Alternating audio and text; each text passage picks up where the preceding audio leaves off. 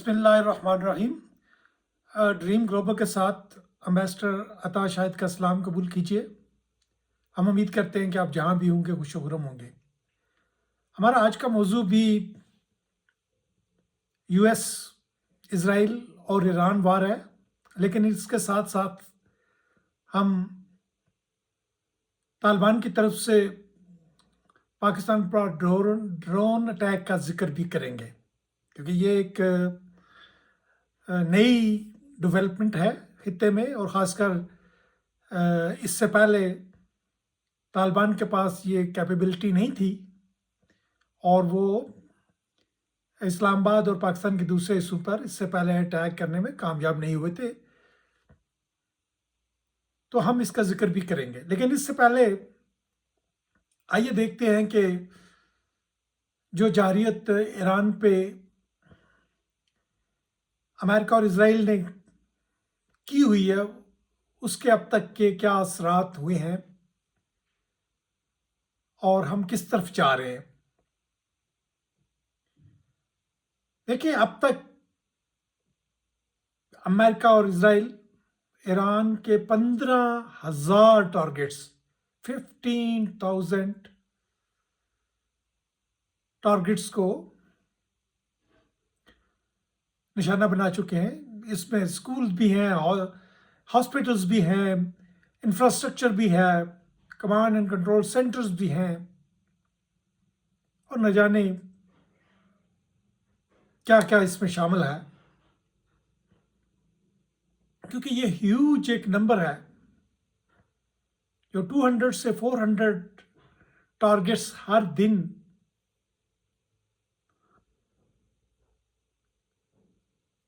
American और Israeli निशाना बना रहे हैं, और अब तक तकरीबन 1400 से जायद शहादतें हो चुकी हैं ईरान में, जिसमें स्कूल की बच्चियां भी शामिल थी। इसके अलावा हजारों लोग जख्मी हुए हैं, और राबर मुअज्जम की शहादत का तो आपको पहले से इल्म है, उसको दोबारा बार बार जिक्र करना मुनासिब नहीं है, लेकिन जिक्र करना भी पड़ता है कि ये इतनी बड़ी शहादत, एक जो रिलीजियस लीडर थे, जो एक आप उसको एक वलीउल्लाह कह सकते हैं, क्योंकि इवन के इंडियन स्कॉलर भी कह रहे हैं कि जी आप जो रिलीजियस स्कॉलर्स होते हैं जो इनको निशाना नहीं बनाते। बहरहाल इजराइल और यूएसए ने तो कोई अखलाकी इक़्तिदार का जो है वो उन्होंने किसका कोई ध्यान नहीं दिया, क्योंकि उन्होंने एक नहते मिलिट्री जहाज़ को, बैरी बेड़े को, बैरी बेड़ा कहना क्या कि एक मिलिट्री का जो बहरी जहाज़ था जो ट्रेनिंग पे था इंडिया में, उसको इंटरनेशनल वाटर्स में निशाना बनाया, जिसमें 100 से ज़्यादा लोग शहीद हो गए। तो बहरहाल ये वार जो है, ये मैंने पहले ही कहा था, बहुत तबाही लाएगी।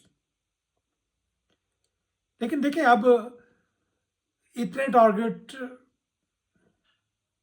को हिट करने के बावजूद अब ये प्रेसिडेंट ट्रंप कह रहे हैं कि कोई टारगेट बचा भी नहीं, लेकिन हम वार जल्दी ख़त्म नहीं करेंगे।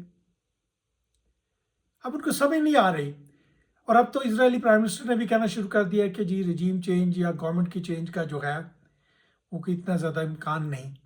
तो उनका पहला ऑब्जेक्टिव जो, या मेजर ऑब्जेक्टिव जो था रजीम चेंज, वो तो नाकाम हो गया। वो ये ज़रूर कहते हैं कि जी हमने उनका न्यूक्लियर प्रोग्राम पीछे भेज दिया, लेकिन वो दोबारा उसको स्टार्ट कर सकते हैं।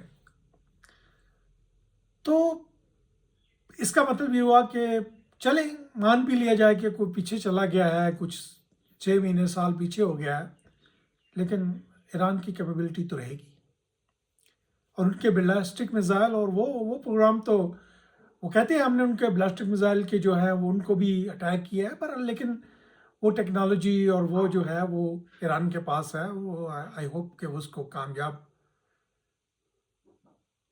رکھے گا اور اس پہ کام کرتا رہے گا. تو یہ وار کے معاشی پہلو جو ہیں اور جو اس کے پولیٹیکل پہلو ہیں وہ بھی سامنے آنے شروع ہو گئے ہیں کہ آپ نے دیکھا کہ UN سیکورٹی کونسل نے قرارداد پاس کی جس پہ ایران پہ زور دیا کہ وہ اپنے گلف جو کنٹریز ہیں ان پہ اٹیک کرنا بند کرے.